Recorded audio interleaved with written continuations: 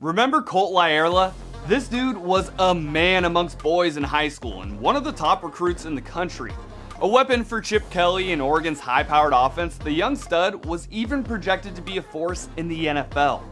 Unfortunately, he ended up getting in his own way of that dream. I'm Winn with Jukes, and I gotta know, whatever happened to Colt Lyerla, one of the best athletes to ever come out of the state of Oregon? Colt was born and raised in Hillsboro, Oregon. This dude was a monster in high school.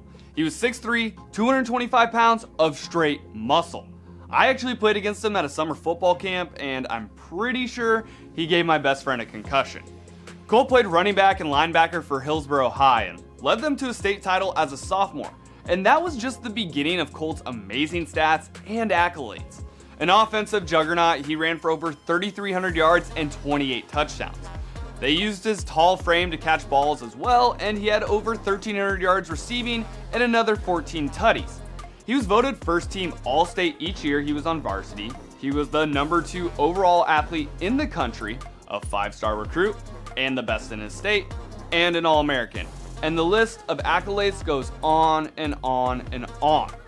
Dude was an athletic freak and going to the next level, no problem.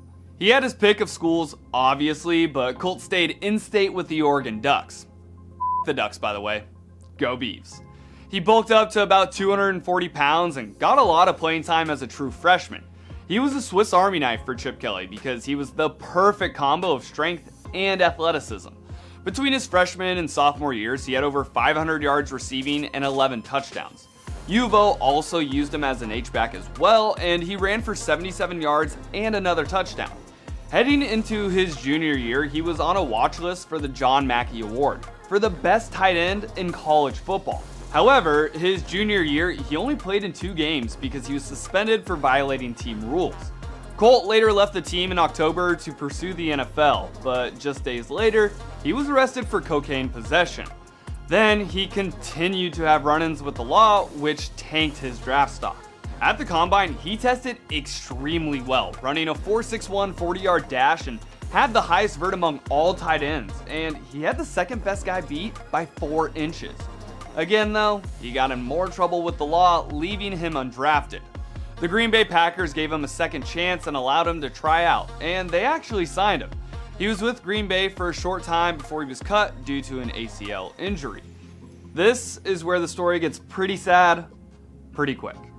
He was arrested for a DUI and then was in and out of jail over the next 2 years for drug charges, forgery, and a laundry list of other things. He even reportedly escaped from jail and tried to evade police once they found him. At the end of 2019, Colt Lyerla pled guilty to assault in the 4th degree, heroin possession, coercion, and strangulation. He was sentenced to 27 months in prison. Colt Lyerla's story is one that we hear all too often.